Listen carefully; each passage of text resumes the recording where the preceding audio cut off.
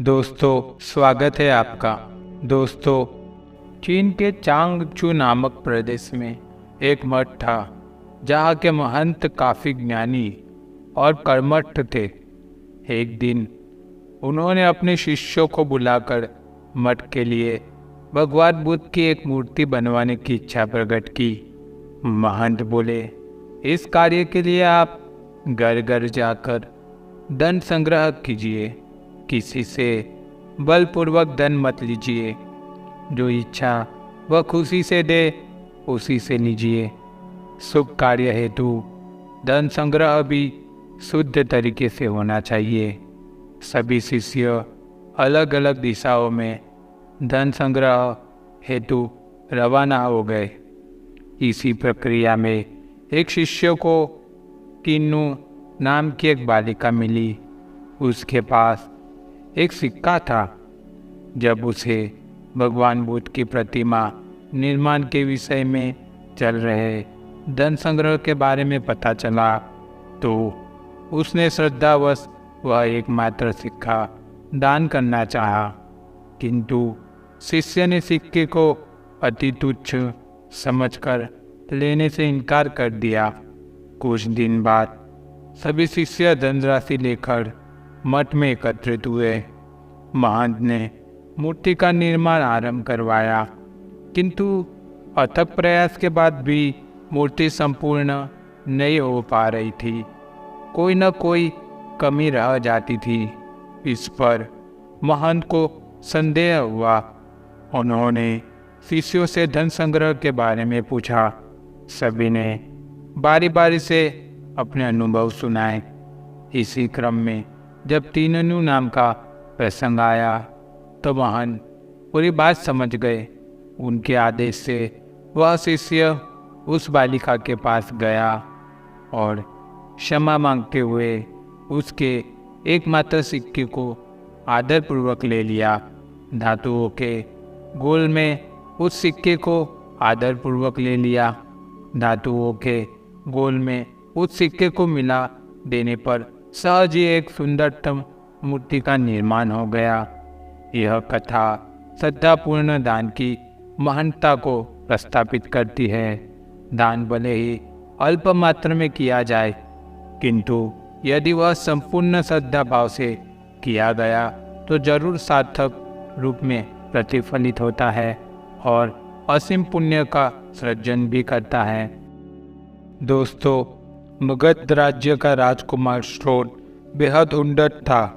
उसको दूसरों के अपमान में आनंद की अनुभूति होती थी। दूसरों को अपमानित करने में वह उम्र का ख्याल भी नहीं करता था। जब माता पिता उसकी हरकतों से बेहद परेशान हो गए तो उन्होंने अपने महल में भगवान बुद्ध को आमंत्रित किया। बुद्ध जब महल में आए तो उन्होंने राजकुमार के विषय में सभी बातें सुनी। उन्होंने राजा से राजकुमार को प्रवचन में लाने के लिए कहा।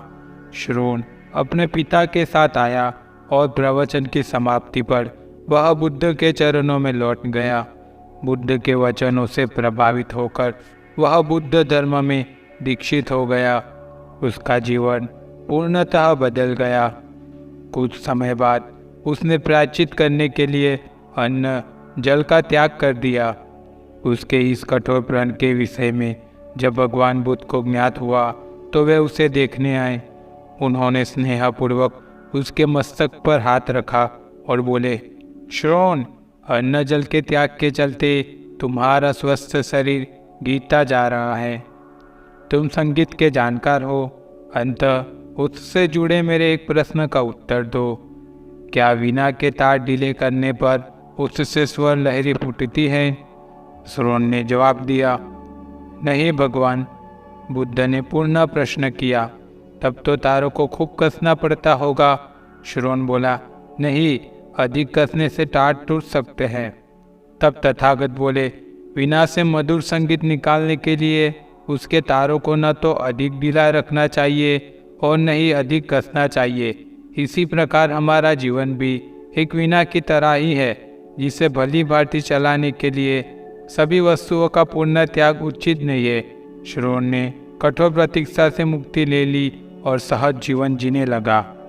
यह कथा जीवन को नैसर्गिक तरीके से जीने पर बल देती है, जिसमें उचित आवश्यकताओं की पूर्ति और अतिरिक्त इच्छाओं पर नियंत्रण का संदेश शामिल है। यदि जीवन को आवश्यकता पूर्ति और संयम के सहयोग से संचालित किया जाए तो परम शांति प्रदायक होती है।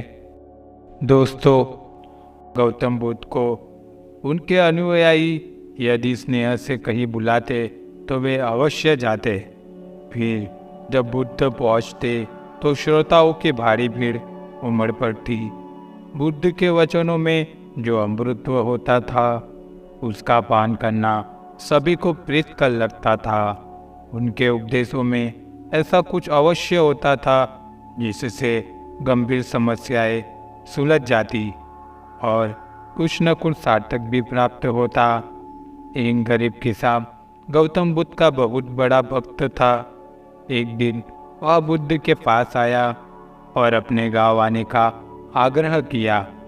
बुद्ध उसके गांव पहुँचे तो सारा गांव उन्हें देखने व सुनने के लिए उमड़ पड़ा, किंतु वह किसान नहीं आया। हुआ यह कि उसी दिन किसान के बैलों की जोड़ी कहीं खो गई। किसान इस दुविधा में रहा कि बुद्ध का प्रवचन सुने या अपने बैलों को खोजे। काफी सोचने के बाद उसने अपने बैलों को खोजने का निर्णय किया। घंटों भटकने के बाद बैल मिले। थका हारा किसान घर आया और भोजन कर सो गया। अगले दिन वह अति संकोच से क्षमाप्रार्थी बन बुद्ध के पास पहुंचा तो वे बड़े स्नेह से बोले, मेरी दृष्टि में यह किसान मेरा सच्चा अनुयायी है। इसने उपदेश से अधिक महत्व कर्म को दिया। यदि यह कल बैलों को न ढूंढते हुए उपदेश सुनता तो मेरी बातें इसकी समझ में नहीं आती, क्योंकि मन बैलों में अटका रहता। इसने कर्मों को महत्व देकर प्रशंसनीय काम किया। सार यह है कि हम जहाँ जिस भूमिका में हो उसका ईमानदारी से निर्वाह करें। यही सच्ची आध्यात्मिकता है, क्योंकि प्रत्येक धर्म कर्म को ही सर्वोपरि महत्व देता है। दोस्तों, गौतम बुद्ध के पास उनका प्रिय शिष्य पूर्ण पहुंचा। बुद्ध ध्यान अवस्था में बैठे थे। पूर्ण के पहुंचने पर उन्होंने आंखें थोड़ी सी खोली और पूर्ण से आने का कारण पूछा।